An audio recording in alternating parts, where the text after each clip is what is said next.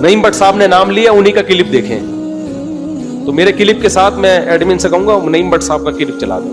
وہ کئی سال پہلے کی بات ہے, جب میں حضرت مولانا طارق جمیل صاحب سے ملنے کے لیے گیا تو ایک فراڈیا کو میں نے ان کے ساتھ دیکھا, جو حضرت مولانا طارق جمیل صاحب بھی ہمارے بڑوں میں سے ہیں, بزرگوں میں سے. ہم علم میں, تقوی میں اپنے آپ کو ان کی خاک کے برابر نہیں سمجھتے. پھلترو کی طرح چپکا رہتا تھا مولانا طارق جمیل صاحب کے ساتھ. دوبارہ گیا تو بھی بعد میں پتا چلا پھلترو ہے, پہلی دفعہ میں تھوڑی پتا چلتا ہے, پہلی دفعہ میں تو ہوتا شاید ویسے ہی بیٹھا ہو. پھر ویڈیو میں دیکھا چپکا ہوا جا رہا ہے. میں نے کہا یہ ہے کون؟ میں نے کہا حضرت کو پیغام پہنچا دو, خدا کے لیے اس پھلترو کو ہٹائیں. لیکن حضرت کو تھا کہ شاید کوئی پہنچا ہوا.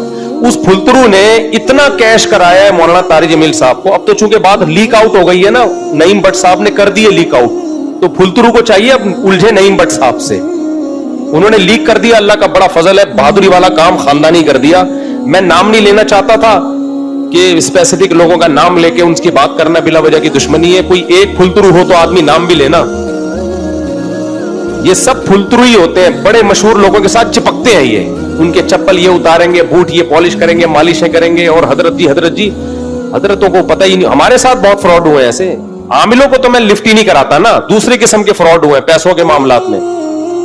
ہمارے نام کو کیش کرا کے چندہ لینا شروع کر دیا, اس طرح کے ہمارے ساتھ ہوتے ہیں.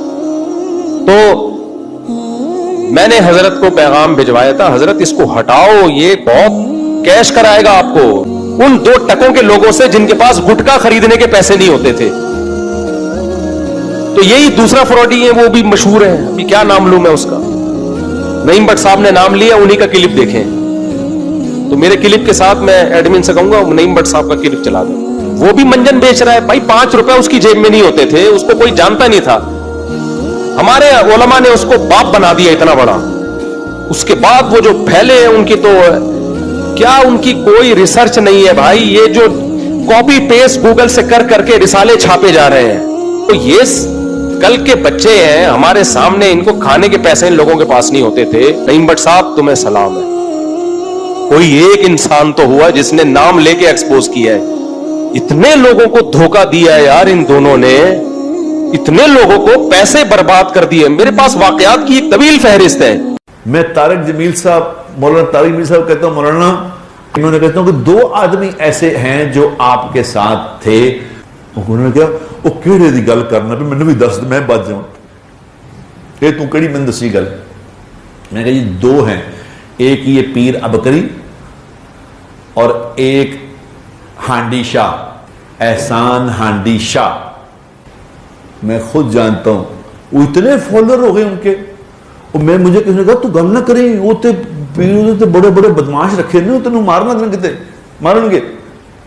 لیکن میں نے یہ کرنی ہے بات اس لیے کہ خدا کے لیے بچ جاؤ, اوے بچ جاؤ, نبی کی زندگی میں ہے کامیابی.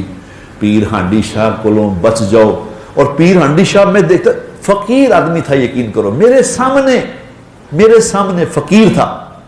اب میں نے اسے دیکھا کہاں پھر رہا, جو بالکل فاقہ کش تھا, مرسیڈیز ایس کلاس میں. میں نے دیکھا اس کو ایس کلاس میں, وہ ایس کلاس میں آیا اور پھولوں کی اس پہ بارش. احسان ہانڈی شاہ.